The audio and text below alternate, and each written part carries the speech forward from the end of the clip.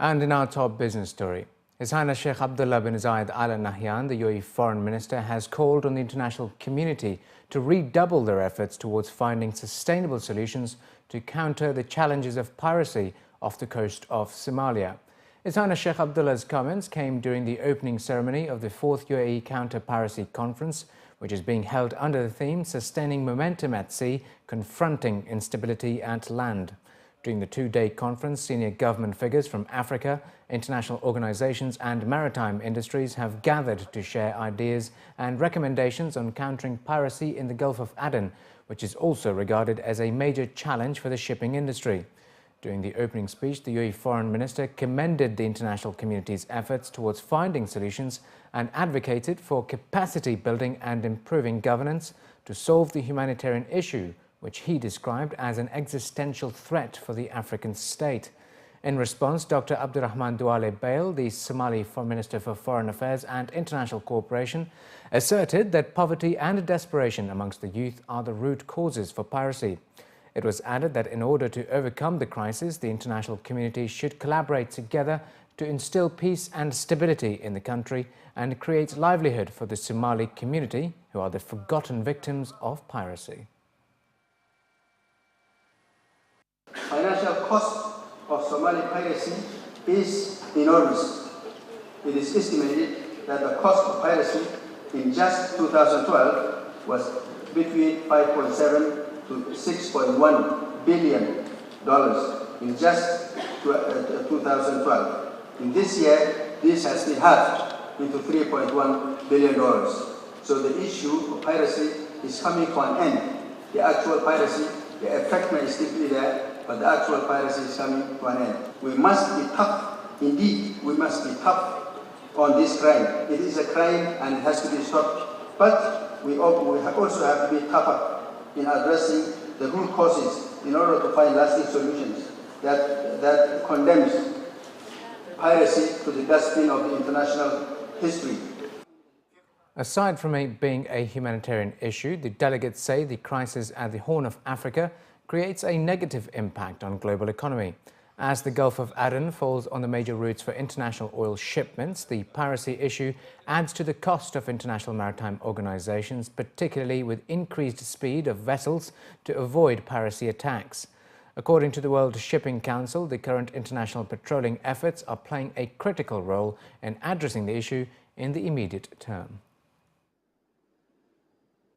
Well, it's significant. The liner shipping industry transports over $4 trillion of value of goods globally, and a significant chunk of that moves through this region of the world. So trading within the region, as well as transit back and forth between Europe and Asia and the Middle East.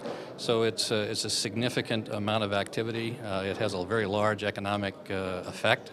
And as the world changes, as new regimes develop that will affect fuel prices down the road, becomes even a more costly implication if you've got to run ships at very high speeds to avoid piracy attacks as opposed to operate in a very economical way.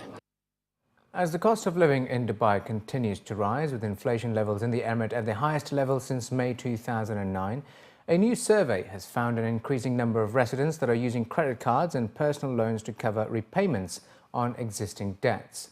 Around 28% of those who responded to a new poll conducted by the financial comparison website compareitforme.com between July and August 2014 admitted they were falling into a short-term financial trap.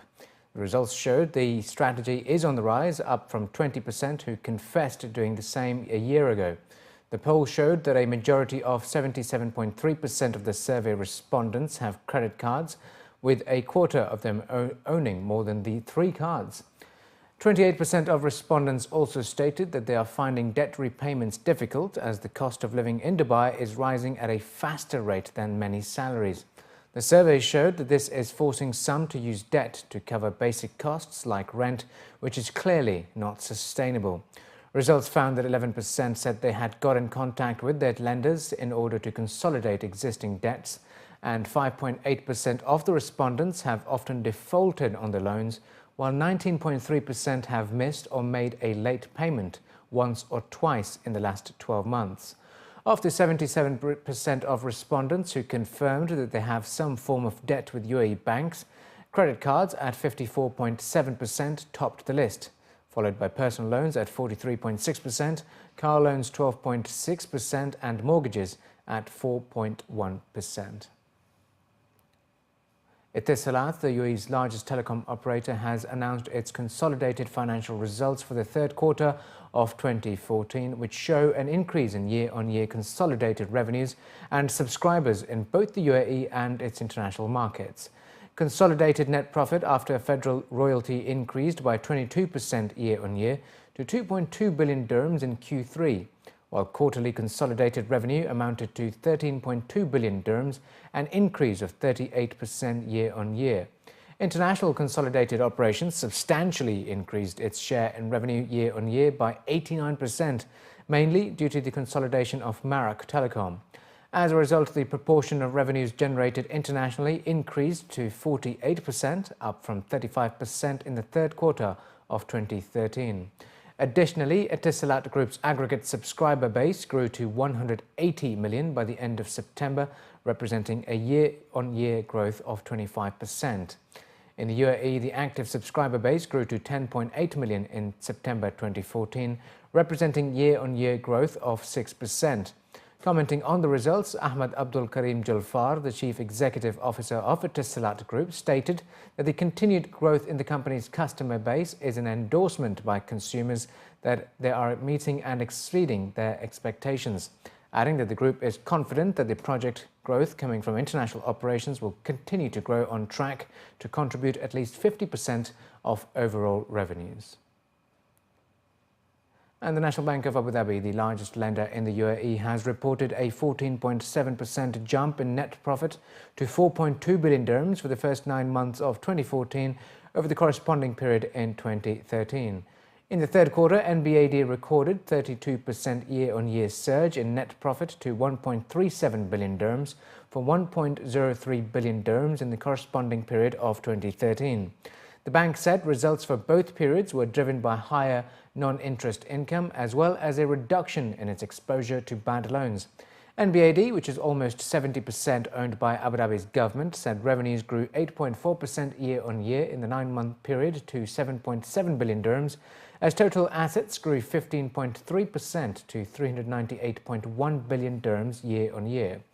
Over the 9 months, loans recorded an 8.4% rise to 198 billion dirhams year-on-year, as customer deposits increased to 264.7 billion dirhams, up 15.3%. The annualized return on average equity for the 9 months rose 15.6% or 42 BPS from 15.1% in the same 2013 period. The bank's third quarter revenues totaled 2.6 billion dirhams, up 17.1% over the prior year period, led by non-interest income, which includes fees and commissions, a result that was nearly 40% higher over the third quarter last year at 774 million dirhams.